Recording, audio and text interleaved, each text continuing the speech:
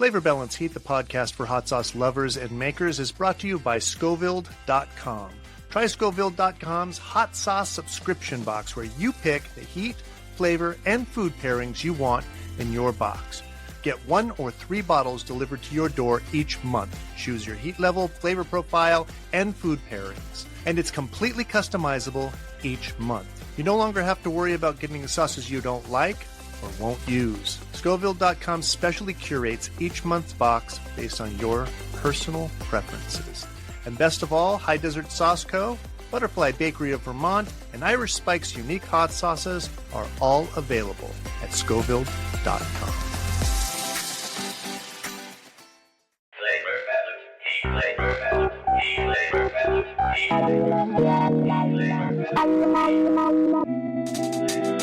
Welcome to Flavor Balance Heat, the podcast for hot sauce lovers and makers.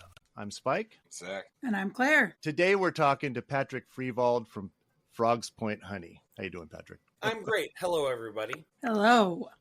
Nice to meet you. We're all waiting. Just saying welcome. Welcome to the podcast. Somebody might finish that sentence if you're not careful. The poop podcast? Oh, yeah. There you go. What have I done? Welcome to the defecation hour. There you go. Hey. That sounds like so much fun. I think, yeah. I mean, there's been points in my life.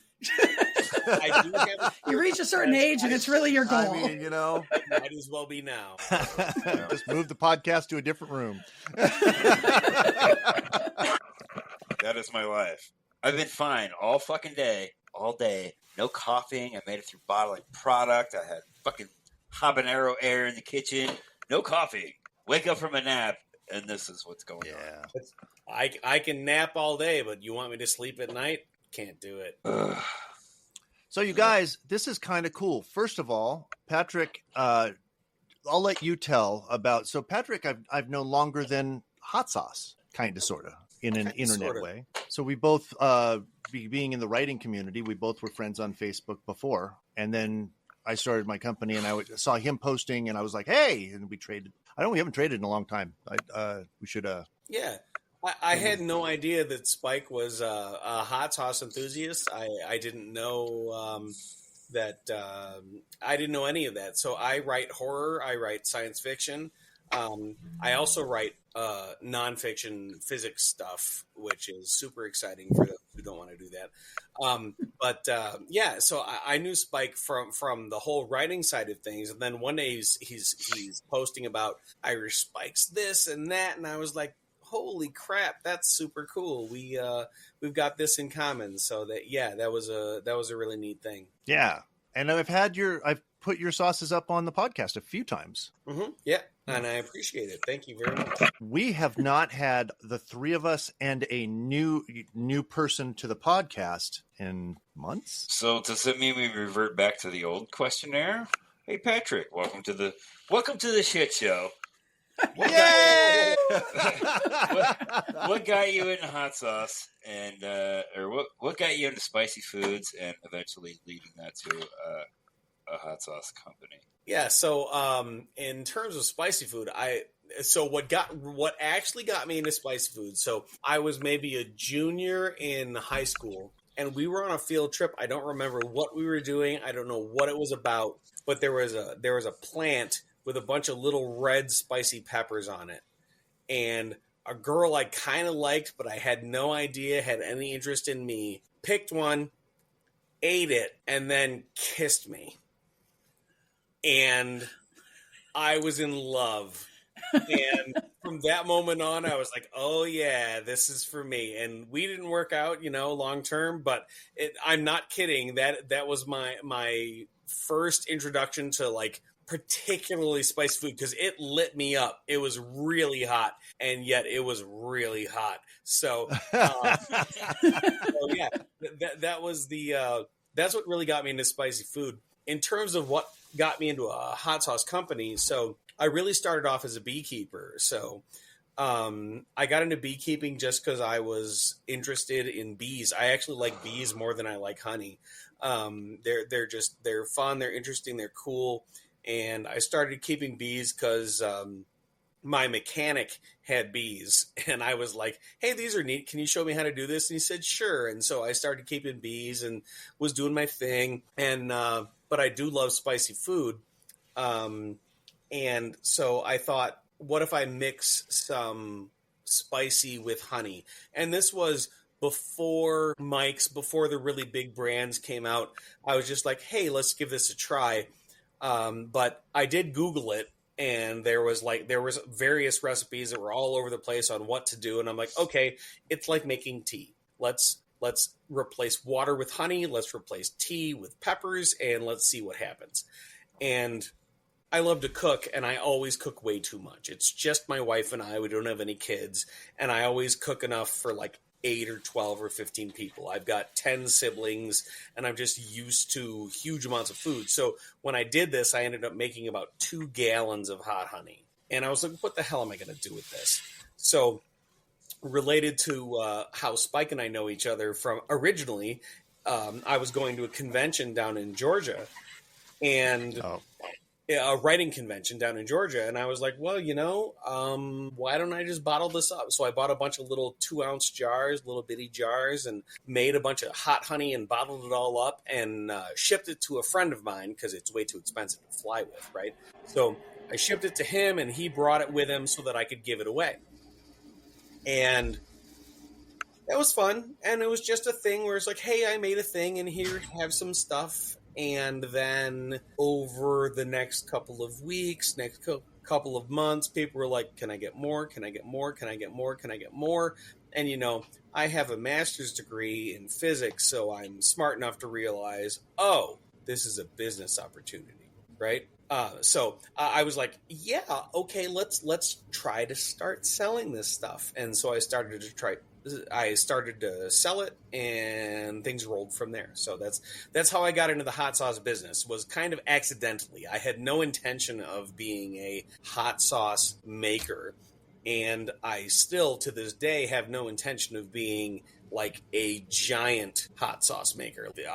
This recent recall of like 80 gazillion gallons of hot sauce, I'm like, I don't want to do that. I don't want co-packers. I don't want any of that stuff. It's like, I'm doing what I'm doing, and I sell it, and people appreciate it, and I love that. And it's kind of started as an accident and is continuing as an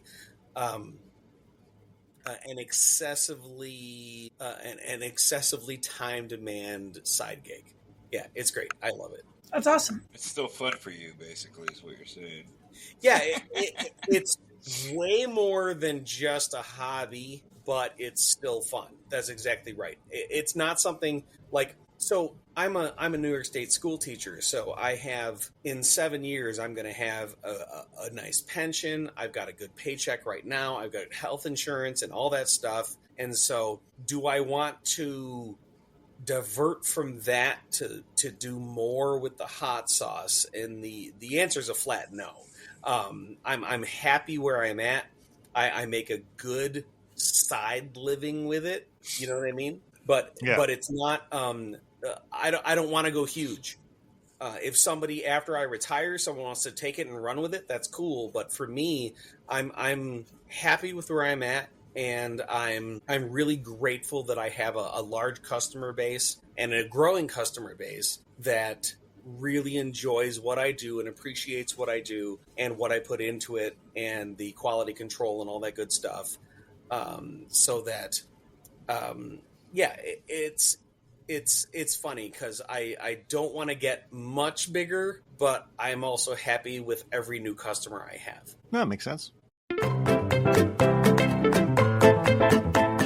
I'm Claire George. I own Butterfly Bakery of Vermont. We make hot sauce, mustard, cookies, and granola, and 100% of our products are made with Vermont ingredients. The thing that I hear most often from people is that my hot sauce tastes like the peppers that are in it. We do really simple recipes that don't get too crazy and nitpicky, just to really accentuate the flavor of the peppers that are in there. The unique thing about our hot sauces is how much we feature the farm and the relationship with the farm and really bring the terroir of Vermont to our hot sauces. I am pretty sure I am the #1 purchaser of Vermont-grown chili peppers. I would love it if there would be a legitimate pepper market in Vermont where people would know Vermont for its peppers. We're all better for supporting each other. And I think that part really shows itself with the collaborations that I do with the other businesses and the other farms, that I love working together and coming up with new ideas and presenting each other with new challenges. And I think overall that's the attitude here. And I absolutely love it because that's my attitude. I try to live my life with love. The ingredients that I use, I would say that my values are reflected in that I use ingredients that, again, feel good, feel loving, feel supportive. The relationship with the farmer was how it all began. If I changed the reason for it being, if I went out and bought some commodity peppers, it might not be as good. You can find Butterfly Bakery of Vermont hot sauce, mustard, granola, and cookies at butterflybakeryvt.com. How many flavors of honey do you have now? I think there was like 5 before, right? No, it's just 3. So, is it 3? Yeah. So for hot honey, I have habanero, ghost, and reaper, and okay. That's just it. So I have 4 hot sauces as well. I have a spicy maple syrup. So my total right now is 8. Oh, I didn't know about the maple syrup. Awesome. Yeah. No, that's it's super popular for, I guess, the people who know about it. Yeah, it's one of the few things I don't do entirely by myself. So with the honey, I keep the bees. For everything, I grow the peppers. So all of the peppers I grow, I hand select everything. When I'm cutting stuff up, it's not like buying pepper mash, right? So everything is completely controlled by me. I grow the peppers, I hand select them. If I cut it and I'm like, that looks weird, it's done, right? I get rid of that and I keep going from there. But no, the maple syrup I buy from a Mennonite guy who lives not too far from where I work, and he does a lot of maple syrup. So I buy that syrup bulk, and then I turn it into spicy syrup, and it's really, really good on chicken and waffles and breakfast sandwiches. Yeah, I can imagine. Awesome. I had that idea. I'm like, oh, dude, I'm going to do everything myself. I'm going to grow peppers, but then, fuck that. It's a lot of work. Yeah, but I already have a full-time job. Yeah, and super hot peppers don't like growing in Arizona, so it really wasn't a thing. Try New York. Yeah, up here it doesn't work. They're iffy. They grow here, but you just have to start them really early, and you're just fighting the clock every day. You're fighting the first frost. Absolutely. I have a greenhouse that is it's almost more for water control, because if it rains too much, last year and the year before was great because it just didn't rain too much. But if it rains too much, you'll get big, beautiful peppers that have no heat. Right. Right. I do everything in pots.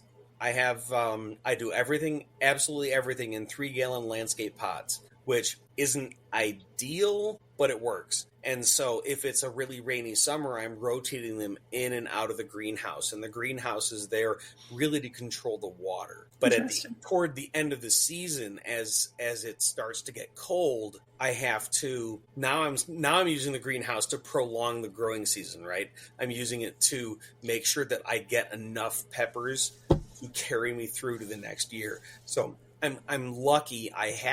I've grown to the point now where now I'm starting to worry that in any given year, oh my goodness, did I grow enough peppers that I'm going to be able to make it till next year? And so far, I'm good. And last year was a just barely. We'll see what happens this year. But I'm part of what I do, like part of the shtick, I guess you could say, for Frog's Point Honey. Part of the quality control is that I grow them. I keep the bees. I make the honey. They make the honey, and I steal it. I grow the peppers. I process them myself. I'm not just buying mash from Venezuela or Mexico or whatever, where I have no idea what went into it or how. I do all of it, and so far, I've been able to do that without compromise.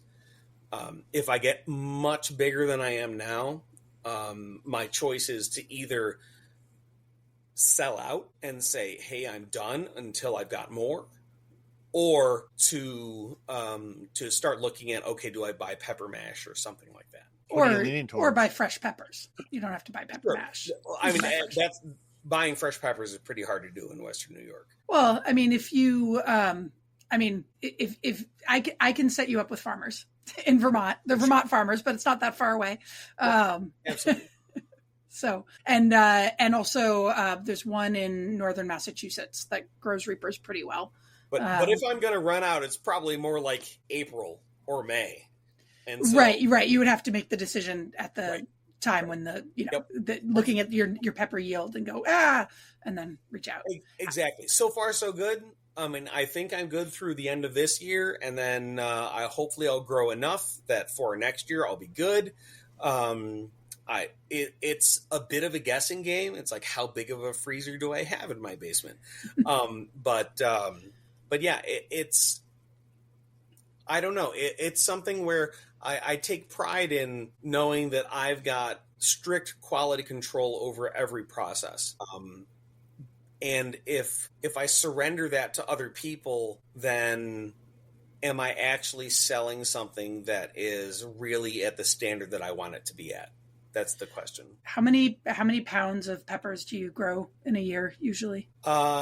So, I mean, I'd have to look at my phone to see what I grew last year, but I do about 600 plants, if that helps. Yep. So yep. I do about 600 plants, and they're split.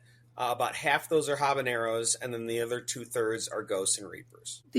So Patrick, I don't know how much you know about Butterfly Bakery and kind of what we do, but our sourcing is all direct from small farms. So that's like our whole thing, and we we do everything with small farms, and we know so many details about everything that goes into our sauces. If you ever want to have a conversation about sourcing beyond your own yard, which there's nothing wrong with saying, just we're out of it, and then it helps drive interest. So, but if you ever want to have a conversation about that, we have a 2,000 square foot freezer that we have a lot of peppers of all varieties, and I can tell you exactly what farm it was grown on, and I can't tell you which row it was grown in. They don't give me that level of detail, but I can tell you what date it was picked. Yeah, I get you. I'm leaning towards, so I'm 48 years old.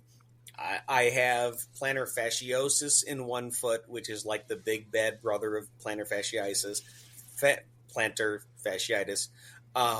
I've got issues with my wrists and stuff, so I'm not getting any younger. So I do have a good friend of mine who just has way more bees than me, right? So on that same note, if I need to get bigger, part of it will be the honey side of things. And it's like, if I need to pay him to manage some of my bees or something like that, then I can do that if I need to. But it's, do I need to? I guess is what it comes down to. So, I'm not sure if I mentioned before, I'm a high school teacher in New York State.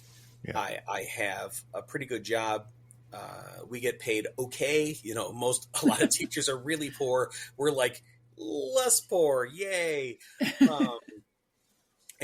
So for my day job, I do all right. I have a really good supplemental income writing physics related articles. And so I don't need any of this. You're busy. Oh, I'm busy. Yeah. Wow. I used to run 2 years ago, my robotics team folded. So I was the coach of a robotics team for 19 years. And I was doing 600 to 700 hours a year running that team. And unfortunately, we just don't have enough kids for it anymore. But yeah, people always said to me, like, how do you do any of this? And I was like, I don't have kids. I don't watch a whole lot of TV, and I don't play video games. So there you go. It's you got to do something to keep yourself active. Flavor Balance Heat is brought to you by High Desert Sauce Co. out of Tucson, Arizona. Zac is the owner and creative mind behind High Desert Sauce Co.'s hot sauces. He says, at High Desert Sauce Co. we make sauces that we love. The balance of bold heat and fresh flavor is the heart of our philosophy. We keep it simple by using the best ingredients we can get our hands on and letting the natural flavors run the show. High Desert Sauce Co. Just the good stuff. Visit High Desert at hdsauceco.com. So I was curious about the process for making hot honey. We haven't talked about that very much, if at all, on the podcast, and so I wonder if you could walk us through it a little bit. Sure. So the funny thing about hot honey is that it amazes me that anybody pays for it. In the same way that people pay for honey mustard, right? If you know anything about honey mustard, it works like this. Add honey to mustard. and if you want it sweeter, add more honey. And if you want it tangier, add more mustard. That's pretty much it. That's honey mustard. So the fact that human beings are willing to take money out of their wallets and pay good money for honey mustard is astounding to me. Hot honey is kind of similar, and I realize I'm shooting myself in the foot in terms of business for anyone listening to this podcast, but it's totally true. How do you make hot honey? Make honey hot. It's the process of making tea. Now, if you look at like Mike's hot honey, for example, Mike's, which by the way, I'm not going to disparage Mike's. Mike's is a great product. It's super popular. They make way more money than I do selling their product. It's great. It's delicious. They use blended honey from all sorts of different sources, and then they add hot peppers, and then they add a little vinegar because they need to up the acidity. For me, I don't need to add any vinegar because I've got a tight control over the acidity of my honey. Honey is low pH as it is. But the process of making hot honey is basically the process of making tea. Just instead of water, you use honey. Instead of tea, you use hot peppers. And what you have to worry about there is water content. If you add too many peppers to your honey, then the water content gets too high, and then your water activity is too high, and then you can get botulism, and then people are dying when they eat your honey, which is not good. You want yum, not death, right? But the process is really easy. Like if you want to try and make it at home, it's super easy to do, but so many people won't do it, right? And if you're going to use it right away, there's no botulism risk. If you just have some honey and you have some hot peppers, just chuck them in a pan, cook them, and then ta-da, hot honey. So for your average person, I think it's really easy to do in the same way that honey mustard is easy to do. But I think a lot of people just they're not quite there in terms of realizing or even just for cooking for themselves. A lot of people don't cook for themselves. A lot of people don't make their own sauces. Making your own hot sauce is relatively easy, and it's safe as long as you eat it fast enough, right? Hot honey is the same way. It's tea. It's honey tea with hot peppers. So do you bottle it hot, or do you bottle it just at room temperature? No, you have to bottle it hot. So in order to make it safe, you have to bring it up to temperature and then leave it there for enough time to make sure that you've killed off any. It's similar to making hot sauce, right? So yes. A bad hot sauce means that you have killed off everything except the botulism, and then you've let that run rampant in your sauce, right? That's how to make a terrible hot sauce that is going to harm people. Hot honey is similar. You have to make sure that the water content is low enough. You have to make sure that you heat it enough that you have killed off enough of whatever. So, you've probably heard that like you can't feed honey to infants below 18 months or whatever. And the reason why is because natural honey is naturally antibiotic. Honey kills bacteria. It's osmosis. Bacteria is full of water. Honey is very low in water content. Bacteria hits the water. Bacteria hits the honey. It sucks all the water out and it kills the bacteria. And that's very normal. That happens all the time. Honey is naturally antibacterial. But botulism, when it doesn't have enough water, it shrivels up into its spore form. And so honey can contain botulism. The botulism can't grow. It's almost kind of silly to advise that infants below 18 months can't eat honey, but that's why the FDA decided that's the case, is because it makes this spore form. It doesn't die. So when you heat your honey, your hot honey, you have to heat it up enough because you've added peppers, you've added water, you've added a possible different source for botulism. The bacteria is really not an issue, but you have to heat it up enough to kill all that stuff.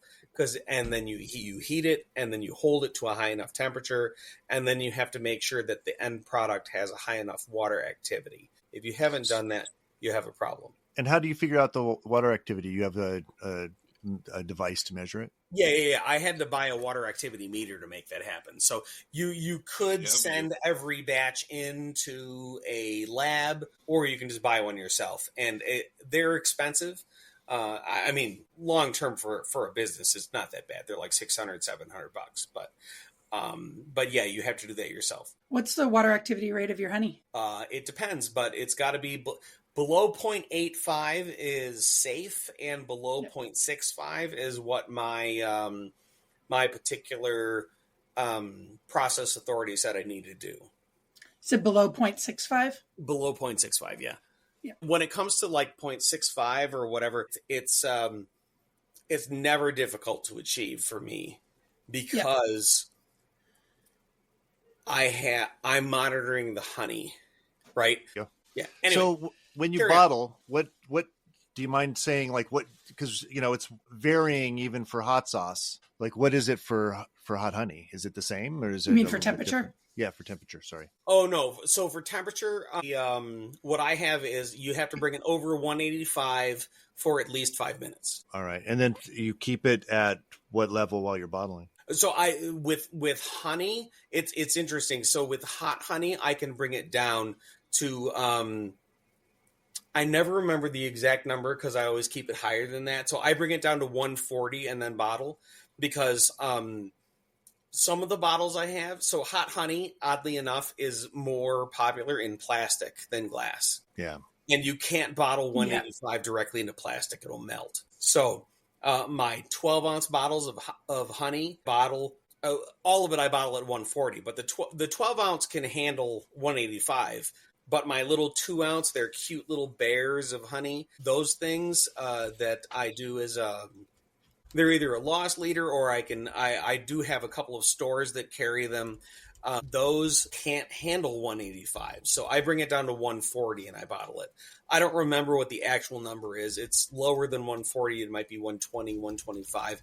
But because honey is so aggressively antibacterial by itself, you can reduce it to that temperature and still bottle it. Whereas the hot maple syrup, I have to bottle at 185, so I can't do it in plastic bottles. I can't do it in the smaller plastic bottles. Do you measure the pH of your honey too? No. So for hot sauce, I have to do pH. It's a pH controlled. But the honey is just water activity. The honey controlled. Is water activity. So yeah, they're both botulism controlled, but one is for pH and one is for water activity. So they're two entirely separate measurements for those. Yeah, I keep we tend to keep our hot sauce below 3.8 just by rule. Yeah, because 4.5 I think is the 4.6 and below is acidified, but there's like a gray area between 4.2 and 4.6. I'm just happy for low, right? People get itchy after 4. That's it. Yeah. 4.2 is where the FDA starts getting a little itchy, and they just want you to prove that your sauce isn't gonna start going up in pH when it sits on the shelf. But 3.8 gang here. Cornell, University of Maine, etc. Yeah, so I do everything through Cornell because I'm in Western New York. Cornell isn't far away. They have their local lab is only 30 miles from here, 40 miles from here. So I generally do things through Cornell, and Flavor Balance Heat is brought to you by High Desert Sauce Co. out of Tucson, Arizona. Zach is the owner and creative mind behind High Desert Sauce Co.'s hot sauces. He says, at High Desert Sauce Co. we make sauces that we love. The balance of bold heat and fresh flavor is the heart of our philosophy. We keep it simple by using the best ingredients we can get our hands on and letting the natural flavors run the show. High Desert Sauce Co. Just the good stuff. Visit High Desert at hdsauceco.com. It's like every process review is done by people who have never heard of me and have never heard of hot sauce. They're just following a process, and it can be funny where you get. So I have now I have 4 hot sauces in addition to the hot honey and the maple syrup. I have 4 hot sauces that I've done process reviews for, that I carry continuously, as well as every year at the end of the year, I take all of my random peppers and I make a new sauce out of them that is just like, buy it while it's available, and once it's gone, it's gone. Because it's a mix of green and red and semi-green peppers.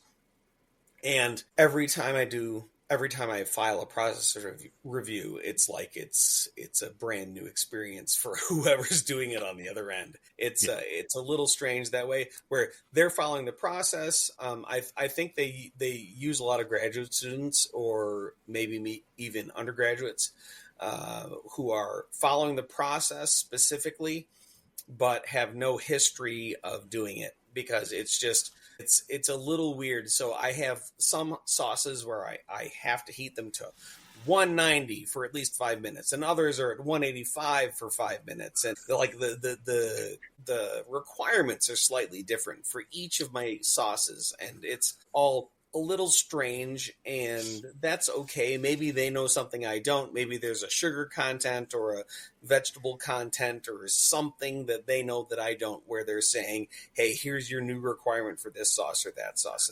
And that's okay. I just do what they tell me to do when it comes to the process review for each of my different products. Yeah. I just do 200 degrees for 10 minutes on everything. That way there's no... Sure. And to be honest, I overshoot everything by too much every time. Yep. Because...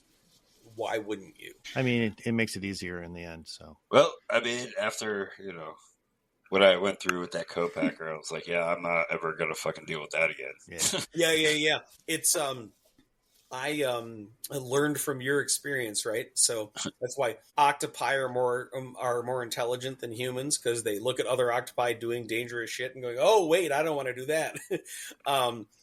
I think I might be more of an octopus. No, I saw what you went through, and I was just like, yeah, there's no reason not to overkill this, because heating this stuff to 200 is not going to change the quality, right? If there was a massive quality difference between 185 and 200, you have a problem with your recipe, in my opinion, right? Like you're doing something wrong, where if you can't heat it above 190 or 192 or whatever, and you're like, oh no, that's going to kill it, that's a real problem. So yeah, for me, I do the same thing. I overkill everything that I make. So I make sure that it at least meets the minimum. Did I tell you guys that I got a text from our process authority, like a random text one day? No. So this is a guy we used to use with WSU, and I love them. They're fantastic. They've been so good to us for years, but the price just got to be too much. And now they don't even do the testing. You have to get the testing done somewhere else and then like send them that. So yeah, I know. Yeah. And so it's not like pH testing's that hard. I know it's probably budget cuts and they don't have the students to do it or something, but their whole staff is really nice. Dr. Gangiel, Kathy Blood, they're really great people.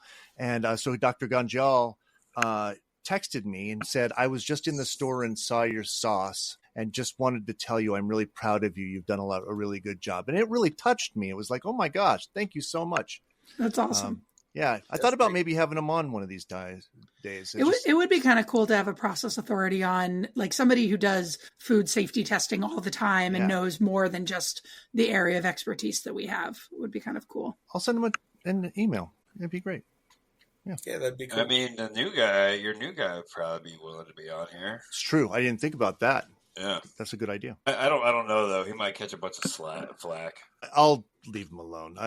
Dr. Ganjal, they do like full on classes and they do the whole thing. So the better food classes and everything. So it'd be worth that, being able to have all that. Yeah, like Better Process Control School was eye opening for me, because I was like, so much of this is just common sense, right? A tablespoon of botulism can kill the entire human race. So maybe we don't want to create ideal breeding environments for that particular pathogen. And yet some of the questions that people in my class asked, I was like, oh, never mind. Yeah. Let's make everybody do this. Yes. Like, do I really have to pasteurize this? Was a question asked by people over and over again in one form or another. It was enlightening and terrifying. Bro, so I don't know if you're part of the fermented hot sauce group, man. It is baffling to me how many people think because they ferment something and the pH is like 3.6 that it's shelf stable without like doing anything to it. I'm just like, you're a fucking idiot. Well, I mean, it's shelf stable in a respect. It's just not shelf closable. Well, it will reopen itself. Point being, unless there's further processing, according to FDA, that product would then need to be refrigerated at all times. Right, because it's still alive. Right, it's still alive, and it'll. We used to make a miso salad dressing for the farmers market, and if left unrefrigerated or unchilled, the lid would slowly unscrew. Like it would open itself and just try to escape. I'm like, because it's alive, it's miso. my first actual hot sauce that I made rather than a hot honey is Sweet Vesuvius. Everything's named after a volcano, and Sweet Vesuvius is the only one that uses fermented peppers. Everything else uses fresh peppers and vinegar and whatever else. And Vesuvius, I had to get an extra process review for the fermenting process and this and that and the other. And God, I wish I never made that sauce. It's, in terms of my 4 hot sauces, it's my number 1 seller, and it's such a pain in the ass. You sound like Zac. to ferment it, and then to keep the fermented product where I need it before I make the sauce and everything else. I'm just like, oh man, why did I do this? And the reason I did it is because it's really good. And it's really, really good. And there's a reason it's my number 1 sauce.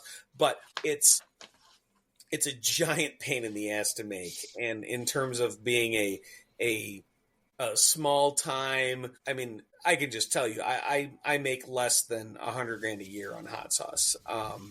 Gross. So it's, which sounds great. If you're listening to this podcast, you're like, ooh, I could do that and make $100,000. It's like, well, no, that's not profit. What he's not telling you is expenses are $98,000 or $110,000. My expenses are shooting myself in the head, and no, it's my number 1 seller for my hot sauces, but it's the absolute most annoying one I have to make, and it's entirely because of the fermentation process. Because you've got to ferment it. You've got to make sure you don't get calm yeast. There's no mold. There's no this. There's no that. And then you have to use it fast enough to make it into the peppers. And there's so much that can go wrong before you get it into the bottle, right? And it's just, it's annoying. It's delicious, but it's really annoying to make. And so it's just funny because it's, I love my other sauces too. And I love this one because it was my first one that really was selling very well. And yet at the same time, I'm like, boy, I wish I never decided that this had to be something different. Yeah.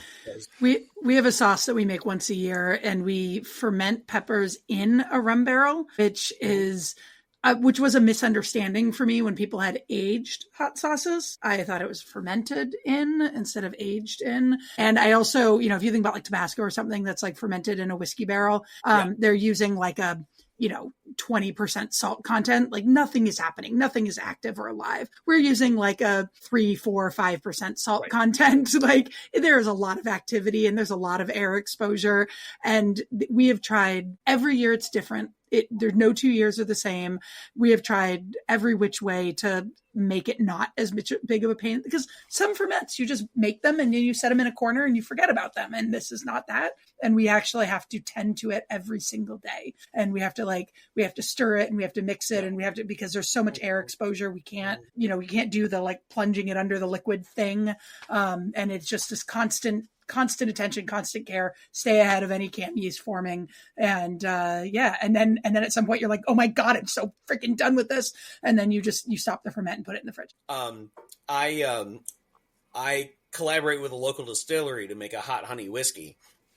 And I've been begging them for the last couple of years to give me a whiskey barrel because I want to do a hot honey aged in the whiskey barrel. So just dump the full hot honey. It's got the water activity low enough. It's totally safe. Just dump in the barrel, leave it there for like 3 months, let it absorb all of that whiskey and smoky deliciousness, and then bottle it. And I think I might have just gotten them to agree that maybe this summer that's when it's going to happen. So I guess we'll have to find out. I should warn you because I have aged honey in a barrel. So remember how we were talking about how hygroscopic honey is and how it'll just suck the moisture out of everything?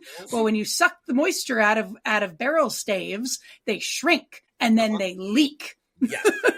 And they make a really, really big mess. That's a good warning. Thank you so much. Yes. So just so you know, that's honey is fun and not just because of the bees. Yeah. Yeah. So with all that in mind, do you have any hot sauce hot takes where, like, you know, there's something that everybody else is on board with, but you're not? And where I got that from is I am not as big a fan of fermented sauces as I am sauces. I mean, a little bit of ferment is fine, but I can taste that. And it's not as pleasant for me as it is for a lot of people. And that's kind of like the big thing. Not really. I mean, I have... My entire life is built upon you're only here for so long, have fun. So if there's something you like, it doesn't matter whether or not other people like it. My hot take is that there are no hot takes. I see, like, in the For the Love of Hot Sauce group on Facebook and various other groups and things like that where people are like, rah, rah, rah, this or rah, rah, rah, that. It's like, you know what? If that works for you, cool. If it doesn't work for you, cool. It's other people, different people like different things. My hot sauce hot take is enjoy what you like. Yep. So I'm a high school teacher. The chemistry teacher who worked right next to me was the lead vintner winemaker in New Zealand for like 20 years before he became the chemistry teacher there. And he was like, you know, when people talk about wine, it's like, is it a cork? Is it a cap? Is it a this? Is it a that? And he's like, you know what? Drink what you like. My hot take is if you like it, use it. If you don't, that's cool. If other people don't like it, fuck them. Am I allowed to say that on this podcast? Yeah. Oh, yeah. Whatever the fuck you want. Yeah. Zach dropped an F-bomb earlier. I'm a big fan of the F-bomb. My hot take on hot sauce is fuck them. If they don't like what you're doing, they're not eating what you're eating, so who cares? Right? Each their own, man. Different strokes for different folks. You know what I'm saying? Exactly. Yep. Yep. Do what you love, and if other people don't love it, do what you love anyway, and flip them the double bird if they don't like what you're doing. There you go. So, Patrick, did you bring a hot sauce with you for Hot Sauce Show and Tell? Yeah, So I brought just doing two. shout-outs. Well, I brought a combo. Or shout-outs. It's two, but it's a combo. So, I unfortunately, as a 48-year-old man, am I'm on a low sodium diet. And I'm not on one of those optional, you can kind of get away with it low sodium diets. I'm like, if you eat too much salt, you're gonna fucking die diets. And one of my favorite foods is the buffalo chicken wing, like classic buffalo sauce chicken wing. I love it. I'm 90 minutes from Buffalo by car. You know, it's just, this is something I grew up with and I absolutely love it. So for me, how do you do a low salt buffalo wing that is really good? And here's the thing. I've got one that is as good as any high salt wing you can get. If you do like a Buffalo Wild Wings sauce, like their hot buffalo is like 900 milligrams per wing. You will just die if you eat it. It's insane how much. But for me, TGI Fridays buffalo wing sauce is really low sodium. Let me look at the label here real quick. It's 65 milligrams in 2 tablespoons, and probably 4 tablespoons will cover your whole thing of wings. 4 tablespoons is probably enough for a dozen wings. That is really low for like a chain restaurant. Yeah, 100%. Crazy. So I don't know about if you go to the restaurant is one thing, but the sauce you can buy, 65 milligrams for 2 tablespoons is crazy good, but it's not quite enough hot for me. It's got that really classic buffalo flavor. It just tastes like what you want when you want buffalo wings, but it doesn't quite have the heat. So for me, Puckerbutt's Voodoo Prince Death Mamba is a 0 sodium, nice, really hot sauce. I don't even remember what's in it, but I think it's a ghost pepper mostly. But Ed does he does quite a bit of like those really high vinegar but low sodium or no sodium sauces. And Voodoo Prince to me is the best of them. And if you do a teaspoon or 2 of Voodoo Prince Death Mamba in a quarter cup of TGI Fridays wing sauce, you can make absolutely amazing buffalo wings and not die as a middle-aged man or woman who has to control their sodium. It's my absolute favorite combination. Awesome. Sorry. Speaking of heart doctors, that was my cardiologist. Oh, confirm my appointment on Tuesday. Claire, what'd you bring?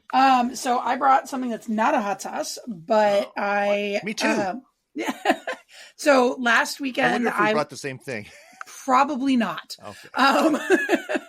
The last weekend I was at a trade show over in Maine, and at the end of the trade show, you can walk around and do cash and carry with other brands. And there was this company out of Maine making a Jamaican jerk marinade with blueberries, and it is so good. So this company's called Back River Blends, and they're a newer company starting out. And I like jerk sauce a lot, but often the flavor is really imbalanced, like the spice blend or the salt, or it's just not like, this is super balanced. And I was like so excited to get some of it because it was so unique and so balanced and delicious. And I haven't used it for anything yet, but I got to taste it at the show, and it's so good. Like, I can't wait to like put this on some chicken or something. So, awesome. Yeah. Zach? What'd you bring, fool? I brought nuts. These nuts. Yeah. Those nuts. I do have those on my counter. Yeah. Aardvark's nuts. And you notice it's empty. It didn't last. I mean, it was the first thing I went at when the box came, and it was gone in no time. These things are amazing. So yeah. Those are really good. Fantastic. What about you, Zach? Who are you giving a shout out to? I don't consume hot sauce anymore. I fucking hate hot sauce, so I just make the shit. I don't eat it. I don't do shit with it, so I don't even fucking know anymore. You gonna give a shout out? I seriously have not consumed any hot sauce in like fucking 8 months. I don't even know who to shout out at this point. You should try some habanero honey from Frog's Point Honey. I'm just fucking around. Let's shout out. Suggestions. Let's shout out Roddy from Faya. Oh yeah. Or Philly Hotbox, I guess is his like thing now. Yeah, I need to. We were supposed to connect up, and I just saw his email, and I don't know. I've been making too many hot sauces, is what I've been doing. You're a fucking psychopath, and need to. You know what? You need to be revoked of your sauce making allowance for a little while. I hope not. That doesn't happen. I've got my FDA thing coming up here. Just for a little. Yeah, while. right. Yeah, let's not. Spike, I don't understand how you can even afford the process reviews for how many sauces you make. Like how are you not $80,000 in debt every year just in process reviews? What we do is we do the premium sauces, and so we charge extra for those. Oh, okay. All right. Very good. And it's a one batch per year, so that way we don't have to deal with it. And when it runs out, it runs out on purpose. Right. And so, like our black coffee mole sold fast last year, and we're actually going to bring it out a little earlier this year because it sold so fast, and hopefully it'll stick around a little bit. What's next? Oh, that is it. Yeah, what's next? It. Yeah. Zach. Oh, well, he already talked about it. Like, he doesn't really want the company to blow up. You guys not remember that part of the conversation? That's right. Retirement's next. Retirement, right? So why don't we just go on to the speed round so I can... Or if he has any questions for us. Oh, yeah, do you have any questions for us? Yeah, the next part for me is in 7 years, who's going to buy my company? Because I'm not interested in doing it anymore. So really? You think 7 years? And I'm like, toying the idea now. Let me be very clear. I have 63 school days left and then another 7 years, and then I'm eligible for my retirement. So... and then at that point, I'm moving to Costa Rica with my wife, and whatever happens from there is good. So yeah, Costa Rica's next. It's so 7 years. I've got 7 years left, and after 7 years, my house will be for sale, and there's a roadside stand that does like 20 grand of business every year in front of my house with no like retail time invested. You just put honey out and take cash out. So yeah, what's next is in 7 years, somebody needs to buy my house. So there you go. So do you have any questions for us? Sorry. I know you asked for that in terms of any grand questions, but I guess my big one is what's next for any of you? Do you have anything on the horizon that you think that is going to be super exciting? Like what have you got that is really like burning you alive? What is it that you've got that's going to be the next fire thing? Claire? Some of what's happening we can't talk about, but my staff thinks I'm crazy, and I've just been calming them down regularly.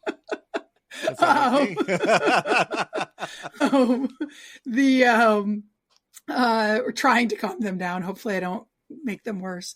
And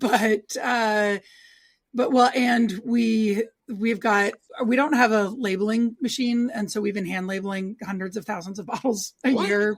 What do you mean you don't have a label machine? We've talked, okay. So we have a labeling machine, but it sucks for our usage. It's really designed for 16-ounce bottles, and we have 5-ounce bottles, and it's just a hellhole. So we don't use it.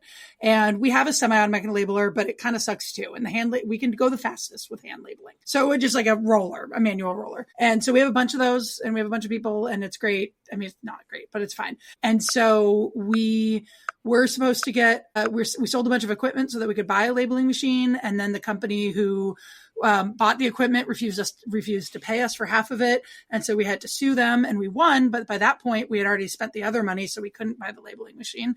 And then we applied for a grant, and that grant, our odds seemed to be very good on that. But then it was supposed to be approved before the end of last year, or like January. And then it didn't. So then I hope it's not federal, because USDA and it actually has to be approved by the USDA, not just money released by the USDA. And so that's fun. And we did finally just get a letter from our state, because it's run through the state, but it's USDA whatever, it's administered through the state. We just got an email from their state people saying that that things seem to be moving forward, that the USDA sent them edits. And so it still could be like months away, but it had gotten so kind of ridiculous that we were actually contemplating a Kickstarter, because at this point we have a good story about the fact that we hand label hundreds of thousands of bottles a year. And we have been trying for over a year to get a new labeling machine without any success. So if they get this grant, we will not only get a new labeling machine, but we also get a neckband applicator and a immersion blender on a stand and a new pump, and it'll be amazing. But what we really need is that freaking labeler. So that's what I hope is next for me, is a labeling machine. That's what wow. I mean, I just sold a Take a Label fucking semi-automatic pedal actuated. I could do 90 cases an hour by myself. Yeah, no, the problem with the semi-automatic is that there's a couple problems. One is that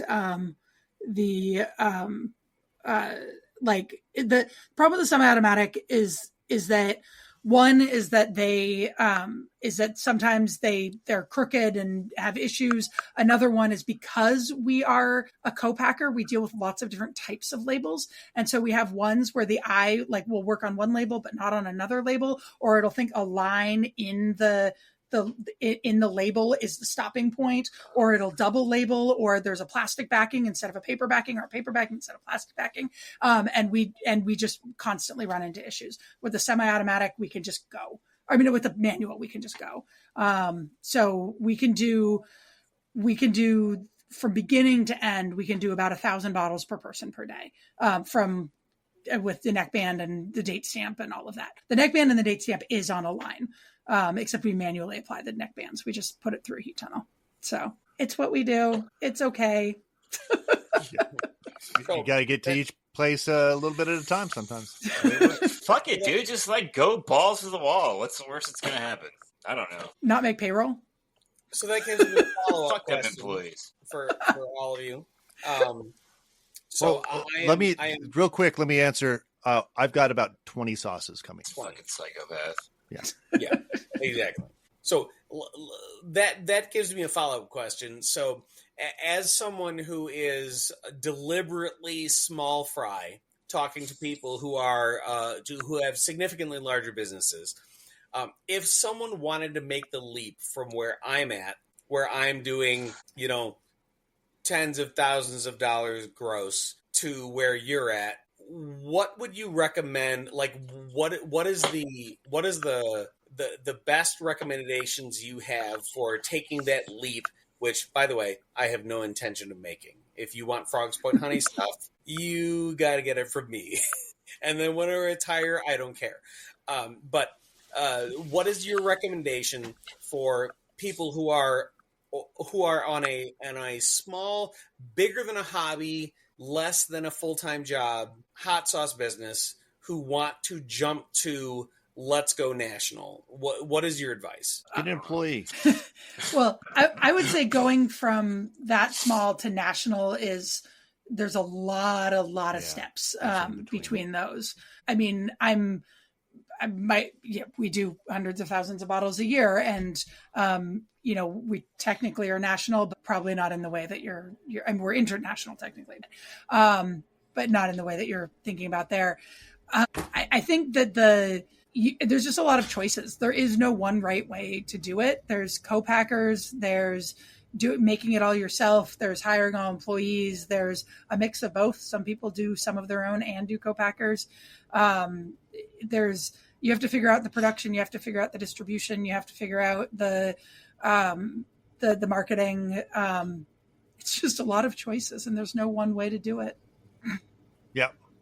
But, I think that kind of does lead into what I was saying, which is you need help. Help. Regardless, you need help. Yeah. Fair enough. I kind of expected that as an answer, but I thought it was a fair question, but I didn't know that it was a fair question to all of you, if you get what I mean. I think I have a good handle on what isn't involved in taking that next step, and that's why I haven't, right? I was just curious. So thank you very much for that. That was a good answer. It was exactly the answer I was expecting, but that doesn't mean it wasn't a really good answer to the question. Thank you very much. And that brings us to the speed. Oh, go ahead. What are you going to say? My advice is don't. Just stay where you're at. If you're happy where you're at, stay where the fuck you're at. Because the more you grow, that's me. The more fucking money you got to have to make more fucking product. Literally that's where I am at. I'm happy with it as it's a substantial side business to my career. Right. So I have a career. I have other things going. This is a substantial and useful and wonderful side business. And I love seeing my product on other people's plates. Right. I love it when people post to social media with the hot honey or the hot sauce or whatever else. It's delightful and it's wonderful. And it makes me some nice money on the side. and all of that is great. And yet, at the same time, I feel a little bit of pressure. Is like, oh, you could go bigger, and then I go, yeah, but I don't have to, and I don't want to. So, yeah. Hey, speed round. Speed round. Here we go. Now, these are fast answers. We don't want to linger too long on them. You just want to pop them out as fast as you can. Okay, you ready? You win the lottery. What's the first hot sauce or hot honey related thing you buy? Retirement. Yeah, you don't. Everything from Hellfire. Oh, there you go. There you go. If you had to give up the hot sauce business but could do anything else, and I'm going to say also teaching, just to give us a little more insight into you, what would you do? I love writing, so if I could be a professional writer, horror and sci-fi is my bag, and I would love to do that full time. Here we go. You get to use one sauce for the rest of your life. It's Desert Island hot sauce. It can't be one of yours. What's it going to be? Evil Bastard. Okay. All right.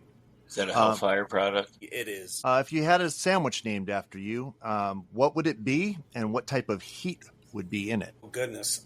My favorite sandwich all day long is a Reuben. So give me a Reuben with some ghost pepper powder, and I'm happy. What would you call it? I don't know. It would be the Patrick Freivald. Freivald. Yeah, exactly. If you could go back in time and change one thing about your business journey, what would it be? I would start with hot honey 20 years earlier. There you go. What's the best business advice you've received? Don't overstretch. I like that.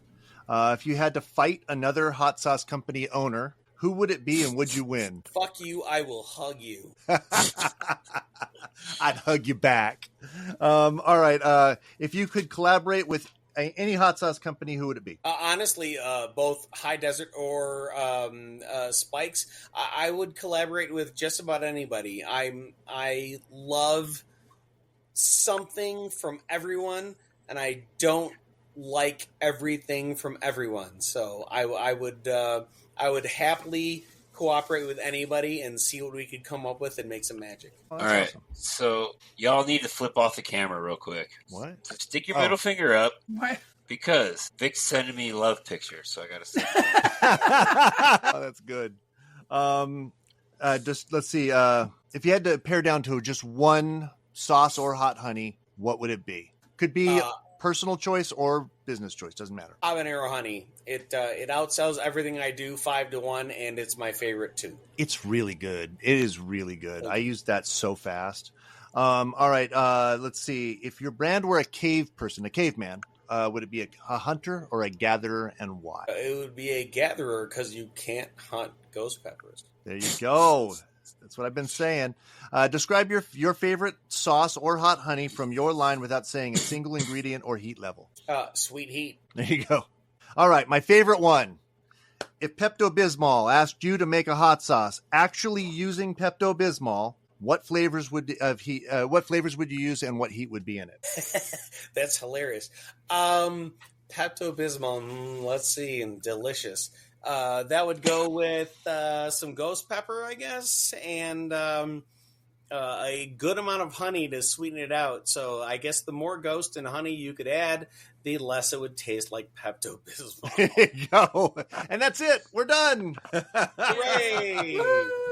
Thank you so much. It's been a really good conversation. This is the first time we've been able to talk. We've always known each other online. Yeah. Thank you so much for having me. I appreciate it. It was great to talk to you, Patrick. Yeah, very nice to meet you. They can't hear you giving the peace sign, Zach.